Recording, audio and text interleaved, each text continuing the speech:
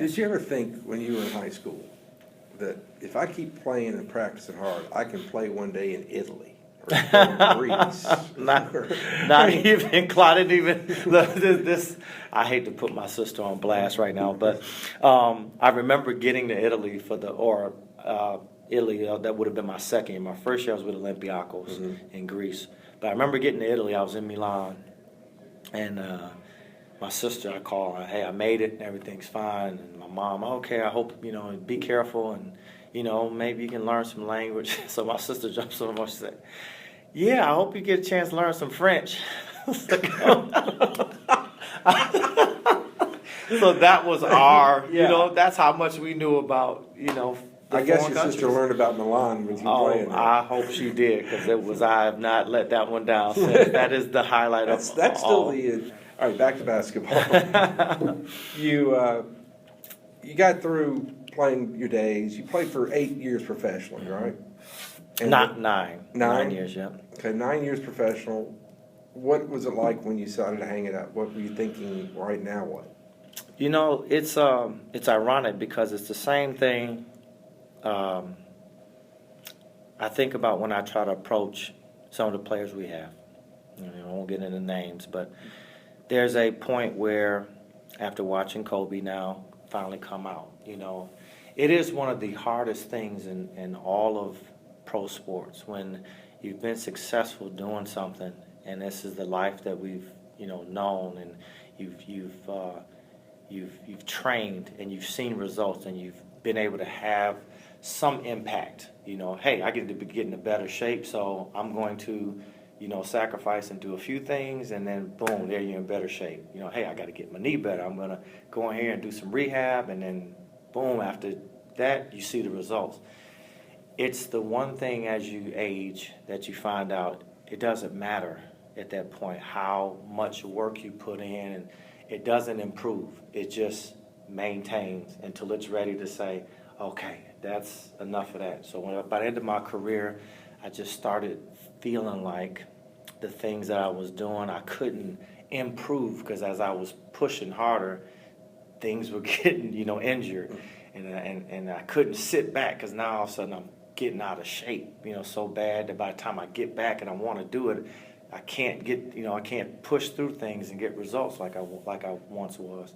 So I felt like my grandfather had passed away in 2002, and in June, and they had been living with me throughout my adult life, and I just said that I was going to dedicate my last year for him. So I had a knee injury, and I just said, I'm going to rehab all summer, and did that, finished, had a great year, and by the time I wrapped up, I hurt it again right at the playoffs, like Game 3 of the opening round of the playoffs in Poland, and I just said that was it, and I hadn't played since. So it was just something I think mentally you have to just embrace the fact that, as we all do, you have a window of opportunity and you try to take full advantage of it. And when it's time, it's time. You'll know it.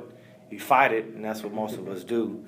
But you'll know when you just are doing something unnatural to try to sustain, the level that you come in and have success at. And when it gets to that point, you're kind of taken away from other people. And we live in a world I think you should pay it forward. There's an opportunity for a guy who's been waiting behind you to get a chance to play. And hopefully you allow that person to have their chance to live a dream and do some, successful things. And I think that's just the hardest part about today's world. It's just such a huge mix now. Again, growing up, I just remember there were levels, and there was a linear path where, you come in and you're a rookie, or you come in and you're an intern, and then you just kind of come up, and by the time you maybe spend your last 10 years, 12 years working in some field, that's where you finally reach the peak and you become a vice president, or, your salary is like the highest. It's so random now.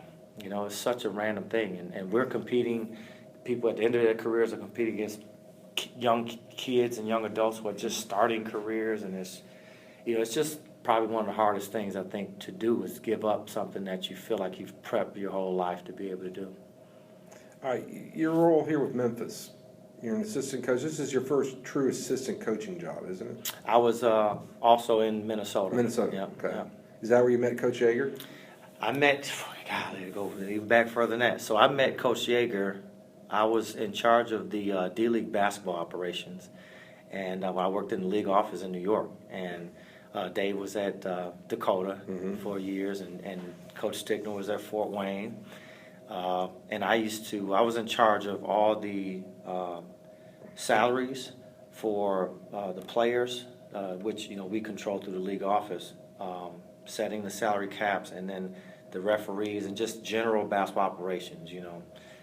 So I met them just because I'd have to go to the games and have to talk to them about rules and draft picks and stuff like that. And then we just kind of kept an open dialogue. And then right as the lockout hit, and was it 2012? 2009? 2010. Was it 10? Okay. Right, whenever. I'll get the date. Yeah. Right, don't worry. So 2010 or 11, whenever the lockout was, as I was leaving Houston and kind of figuring out, okay, Rick Adelman at the time was like, I don't know what I want to do, and Elson and I want to staff with Houston. So I reached out to Coach Yeager, and I said, hey, just if you got any leads, love to put my name in. And so Lionel was here, obviously at the time, and he said, okay, well, I'll drop your name, and we'll just see what happens. And then Rick gets a job at the Timberwolves, and I followed him there. And it just from there, since that dialogue we had during the summer lockout, we just kind of continued. Every time I'd see him, we speak, and just kind of continued. So it birthed itself when Dave got the job the first summer here. At Summer League, I watched him down on the floor over in the Thomas and Mack Arena, and I'm like, he's at the scores table, his back turned. I text him, I say, hey, you still don't look like a head coach yet, or something, ridiculous. And so he kind of, texts back, and I said, you better watch your back, because you got people hunting for you now, or something. And I said, look out behind you. So he kind of looks, he's like, oh, Yeah. right? And he just said, hey, we'll get together. And I didn't talk to him until like maybe a 30-second blip. As I was leaving Vegas, he says, I want you to come speak at my coach's clinic. I'm like, man, no problem. He said, no, I'm going to put you up front. And I'm like, maybe you don't know me. Like, I have no fucking problem, like, talking in front of people. So I did a presentation about merging what we all, have kind of looked at, this civil war that we have going on with the traditional basketball mind and the analytics. I think, I just kind of converse it. I mean, we can wage war all day long, but bottom line is neither side is going to win until the respect that analytics, great. You have opened up a new door and new way of looking at stuff and analyzing things, but you do it with respect that the game was here long before all of that came around, before computers and anything else. There are great basketball minds that have seen the same information that you guys are now kind of pulling out as data and facts. There's minds that have already seen that. They just had no way of proving, in a sense, hard facts. But they could see that there was something with guys who go left a lot better than they go right. There was something with an offense that seemed like in the first 10 seconds could churn out more points per possessions versus the last 10 seconds. But you just made it a lot easier to creatively pull that kind of stuff together and spit it out. And vice versa, as a traditional basketball mind, here's so much more information that's available to you. But again, you can't go and throw everything in a gumbo pot. You have to, take it in doses and allow that, at least to save some things about guessing, and using the eye test. Here's some hard data, which now you don't have to think as hard. Let the data do what it should do, and maybe you can dedicate more time to some things that you want to, focus on. So he loved it and was like, oh wow, like that's kind of what we're doing now with our front office. And then when Lionel was leaving, he's like, it's kind of a Oh yeah. right. So it was just a great transition to have that, to be able to navigate a little bit and bridge the gap. Again, now a lot of the stuff, have my own scouts with the different teams, and been able to have parts of practices where he allows me to, detail and run. And it's just been one of the best experiences to kind of see.